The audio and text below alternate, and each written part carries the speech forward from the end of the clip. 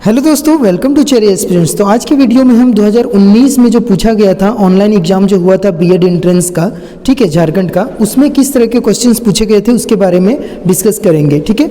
और आपको मैं बता दूं कि ये 30 क्वेश्चंस रहते हैं लैंग्वेज के, जिसमें से इंग्लिश के 15 क्वेश्चंस रहेंगे और हिंदी के 15 क्वेश्चंस रहेंगे, ठीक है। और जिसमें से हम लोग सबसे पहले डिस्कस करने वाले हैं हिंदी के क्वेश्चन पेपर कि 2019 में किस तरह का क्वेश्चंस पेपर पूछा गया था हिंदी में, ठीक है। आपको ये देखने के बाद समझ आ जाएगा कि हमको किस तरह से तैयारी करनी है और क्या क्या चीज़ें पढ़नी है, क्या क्या चीज़ें नहीं पढ़नी है, ठीक है। बहुत हार्ड रहता नहीं है, अभी आप क्वेश्चन देखेंगे तो आपको समझ आ जाएगा। ये आप देख लीजिए, यहाँ पर लिखा हुआ है कि B Ed combined entrance competitive examination 2019 session, ठीक है, वो उसका आंसर की है, मेरे एक फ्रेंड का है और इसके साथ मैंने भी यहाँ पे अच्छे से इसको एनालिसिस किया है, तो आपको ये देखने में सुविधा होगा, जानकारी हो जाएगा कि किस तरह के क्वेश्चंस हिंदी में पूछे गए थे। इसके जस्ट बाद हम लोग इंग्लिश का देखेंगे आगे की वीडियो में, फिर पेडागोगी से रिलेटेड देखेंगे, टीचिंग एप्टीट्यूड, फिर आगे का रीजनिंग देखेंगे, ठीक है। तो बने रहिए वीडियो में। तो चलिए शुरू करते हैं।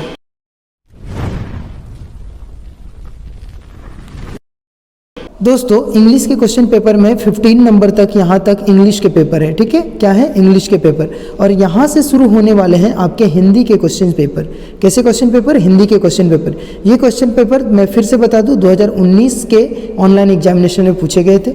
आपको 16 से लेके 30 क्वेश्चन नंबर तक आपको मिलेंगे जो कि हिंदी के होंगे। तो चलिए देखते हैं कैसा लेवल का क्वेश्चन था। ये है आपका चूज एन आंसर, ठीक, सॉरी, ये है आपका करेक्ट आंसर जो इस क्वेश्चन का होगा, और ये है आपका चूज एन आंसर जो आपने सिलेक्ट करा है, ठीक है। तो इसमें जिसका ये क्वेश्चन पेपर है यानी आंसर की है, उसने जो चीज़ चुना हुआ है, अच्छा रैंक आया था उसका ये आंसर है, ठीक है। चलिए देखते हैं कि किस तरह के क्वेश्चंस थे, कितना बेसिक क्वेश्चन था, ये आपको समझ आ जाएगा देख के। तो सबसे पहला क्वेश्चन है दोस्तों कि इनमें से कौन सा शब्द अनुग्रह का विलोम है। तो अनुग्रह का विलोम कौन सा है? तो विग्रह। देखिए, इसका करेक्ट आंसर है विग्रह, और इसने चुना भी है विग्रह, सेलेक्ट किया है, ठीक है। सुधा का पर्यायवाची शब्द क्या है? नेक्स्ट क्वेश्चन की ओर हम लोग आगे बढ़ते हैं। तो सुधा का पर्यायवाची शब्द है अमृत। ये आपको भी पता है कि सुधा का मतलब अमृत होता है, ठीक है। सुधा दूध आता है ना तो अमृत के समान होता है, वही चीज़ बताया जा रहा है, ठीक है। और ये ग नंबर है, ठीक है, ग नंबर इसका करेक्ट आंसर है यानी अमृत, और इसने सेलेक्ट भी करा है ग, यानी उसने चूज भी किया है ग नंबर, ठीक है। फिर आगे के क्वेश्चन में हम बढ़ते हैं। थोड़ा सा ये ब्लरी नज़र आ सकता है क्योंकि इसी तरह का फॉर्मेट डाउनलोड हुआ था, बट आपको ये दिख जाएगा कि क्या क्या क्वेश्चन है, उससे ज़्यादा कोई अंतर नहीं पड़ेगा। अब अगला क्वेश्चन है अन्न लगाना, अन्न लगना, इस मुहावरे का क्या अर्थ है? तो आप अक्सर देखते हैं ना, बोलता है अरे खाओ, अच्छा खाना खाओ तो थोड़ा अंग गति लगेगा, अंग में लगेगा, ठीक है, आपके बॉडी में लगेगा। तो देखिए, अन्न लगना का मतलब हो गया कि ख नंबर इसका सही आंसर है। ख नंबर मतलब स्वस्थ रहना, अगर आप खाना खाएंगे तभी तो स्वस्थ रह पाएंगे, और इसका सही आंसर भी है ख। तो ये हो गया सही आंसर, और इसने ये चूज़ करा है, तो काफ़ी अच्छा चूज़ किया है, अच्छा रैंक आया था इसका, बहुत ही अच्छा क्वेश्चन बनाया था। तो चलिए आगे बढ़ते हैं। जो किए गए उपकार को मानता है। तो किए गए उपकार को मानने वाला क्या होता है? हम लोग पहले से ही जानते हैं कि कृतज्ञ होता है, कि तुम्हारे काम के प्रति मैं कृतज्ञ हूँ, यानी काफ़ी अच्छा, मैं उसके उपकार को मानता हूँ। तो सही आंसर है ख, और उसने चूज भी करा है ख, ठीक है। अब उसके बाद आता है निम्नलिखित प्रश्न के 4 वैकल्पिक वर्तियाँ दी गई है, सही वर्तनी को शब्द का चयन कीजिए, ठीक है।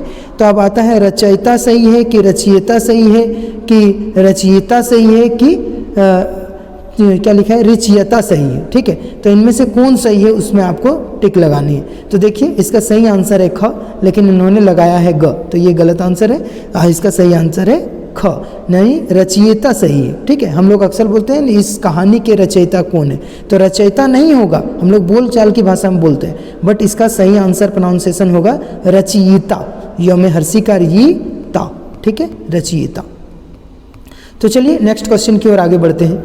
नेक्स्ट क्वेश्चन की ओर आगे बढ़ने में हमको दिखता है एक क्वेश्चन जिसमें यहाँ पर लिखा हुआ है कि निम्नलिखित में से कौन सा शब्द जातिवाचक संज्ञा का उदाहरण नहीं है। ये नहीं पूछ रहा है कि जातिवाचक संज्ञा है, पूछ रहा है नहीं है। तो जातिवाचक संज्ञा का उदाहरण क्या नहीं है? तो इसका सही आंसर है घ, यानी ऋग्वेद एक जातिवाचक संज्ञा का उदाहरण नहीं है, क्योंकि ऋग्वेद तो एक स्पेसिफिक नाम है ना, तो ऋग्वेद, सामवेद, ठीक है, इस तरह के नाम है जो जितने सारे वेद होते हैं उनमें से। तो ये प्रॉपर नाउन है, यानी व्यक्तिवाचक संज्ञा है, ये कोई जातिवाचक संज्ञा है नहीं, इसीलिए ये क्या हो गया, जातिवाचक संज्ञा नहीं है। ठीक है, इसने क्या चूज़ करा है थोड़ा देख ले, इसने ये चूज़ नहीं किया है तो इसको छोड़ दिया है। फिर आगे बढ़ते हैं। पड़ोसियों से मिलते जुलते रहो, इस वाक्य में मिलते जुलते निम्नांकित शब्द में से किस क्रिया का उदाहरण है? तो मिलते जुलते जो है वो इसका सही आंसर है ग, यानी संयुक्त क्रिया का उदाहरण है। देखिए संयुक्त क्रिया को पहचानने का एक नियम है कि बीच में डैश आएगा, ठीक है, तो डैश आएगा तो इससे रिलेटेड जितने सारे वर्ड्स होते हैं वो संयुक्त क्रिया का उदाहरण।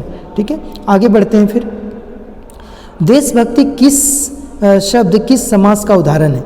तो देशभक्ति पूछ रहा है कौन सा समास है। अगर आपने समास पढ़ा होगा तो आपको पता चल जाएगा कि ये एक तरह का तत्पुरुष समास है। ठीक है, देश के लिए भक्ति, कर्ता ने कर्म को करण से संप्रदान के लिए, तो यहाँ आ गया ना के लिए, तो देश के लिए भक्ति यानी देशभक्ति, तो ये तत्पुरुष समास का उदाहरण है। ठीक है, तो इसका सही आंसर है क। फिर आगे बढ़ते हैं। आगे बढ़ने पर हमको मिलता है कि उपयुक्त शब्द का संधि विच्छेद कीजिए। देखिए संधि विच्छेद आ गया, कोई खास क्वेश्चन है नहीं, आपको देखने पर पता चल रहा होगा। ठीक है, तो सब उपयुक्त शब्द का संधि विच्छेद करना है, तो संधि विच्छेद किसका करना है? उपरयुक्त का। ठीक है, यही चीज़, तो ऊपरी जोड़ युक्त, तो यही होना चाहिए। हाँ है तो ख। ठीक है, तो ख नंबर इसका सही आंसर है। नहीं बोलते ऊपरी जोड़ युक्त यानी उपरयुक्त। ठीक है, आगे बढ़ते हैं क्वेश्चन में। निम्न में से एक पुल्लिंग शब्द है, तो पुल्लिंग शब्द क्या है? देखिए समिति की, काव्य की, व्याख्या की, नारी, कौन सा इसका सही आंसर होगा? तो देखिए इसका सही आंसर है ख, यानी काव्य एक पुल्लिंग शब्द है, बाद बाकी ये सब क्या है? स्त्रीलिंग है। ओके, चलिए फिर आगे बढ़ते हैं। अब आपको सेंटेंस में एरर छांटने हैं, एरर निकालना है कि इस सेंटेंस में कहाँ एरर है। ठीक है, ये आपको कुछ फ्रेज दिख नहीं रहा होगा बट मैं दिखाने की कोशिश करता हूँ, इसी तरह डाउनलोड हुआ है, तो इसीलिए आपको पढ़ के मैं सुनाता हूँ, आपको समझ आ जाएगा। इस कविता देश प्रेम की भावना दर्शाने के साथ साथ अनेक भावों को प्रकट करती है, कोई अशुद्धि नहीं है। तो इसमें से कौन सा अशुद्धि है? तो देखो इसका सही आंसर है ग, तो ग मतलब अनेक भावों को प्रकट करती है, ये है। ठीक है, तो ये इसका क्या है? यहाँ पे अशुद्धि है। ठीक है, तो प्रकट करती है नहीं हो के प्रकट करता है हो सकता है। ठीक है, आगे बढ़ते हैं कि निम्न वाक्यों में 3 खंडों क ख ग जो कि दिखाया गया, वही सही आंसर चुनना है कि कौन सा अशुद्धि नहीं है। तो इसका सही आंसर है ग, यानी कार्यक्रम खत्म होते ही वे सभी अपने घर वापस लौट गए।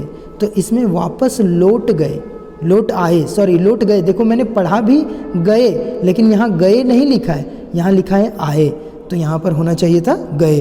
तो इसका सही आंसर हो जाएगा ग, यानी ग में एरर है। ठीक है, फिर आगे आते हैं, बढ़ते हैं, जिसमें से अगला क्वेश्चन है निम्न वाक्यों के, वही चीज़ है सेम चीज़। तो उस बाग में सुबह के समय का दृश्य बहुत सुहाना होता है, कोई अशुद्धि नहीं है। तो इसमें अशुद्धि यहाँ पर ख है। ठीक है, सुबह के समय का दृश्य, सुबह के समय का दृश्य कुछ ऐसा हो सकता है। ठीक है, आप देख लेना, बट इसका सही आंसर है क्या? ख। मतलब इससे आपको ये पता चल गया कि यहाँ पर जो है सेंटेंस में कितने एरर होते हैं। अगर 1-2 एरर है तो उसको छांटने के लिए आते हैं। ठीक है, ये क्वेश्चन लगभग आपको 3 मिलेंगे, आपको दिखा ही 3 क्वेश्चन थे यहाँ पर। तो चलिए इसके बाद हम लोग आगे बढ़ते हैं। तो यहाँ पर आपको एक सेंटेंस मिलेगा जो कि आपको पूरी तरह से ब्लर दिख रहा होगा, मैं भी नहीं पढ़ पा रहा हूँ क्योंकि डाउनलोड ही ऐसा ही हुआ है। ठीक है, तो इसमें मात्र 2 क्वेश्चन है, देख लीजिए 2 ही क्वेश्चन है। उसके बाद यहाँ से शुरू हो जाता है टीचिंग एप्टीट्यूड, टीचिंग एप्टीट्यूड, ठीक है, जो कि 40 नंबर का होगा। तो मैं आपको बता दूं कि ये जो पूरी तरह से 15 क्वेश्चन हिंदी के होंगे वो पूरी बेसिक होंगे। आपने क्वेश्चन देख के ही समझ आ गया होगा कि पर्यायवाची शब्द पढ़ना है, जातिवाचक संज्ञा के बारे में थोड़े से जानना है, और इससे रिलेटेड जो बेसिक क्वेश्चंस है उसी को देखना है। तो मैं इससे रिलेटेड कुछ क्वेश्चंस कराता जाऊंगा जिससे आपको अच्छा खासा ये नॉलेज मिल जाएगा कि किस तरह के एग्जामिनेशन के क्वेश्चंस होंगे और आपको एग्जाम के क्वेश्चन सॉल्व करने में काफ़ी मदद मिलेगा।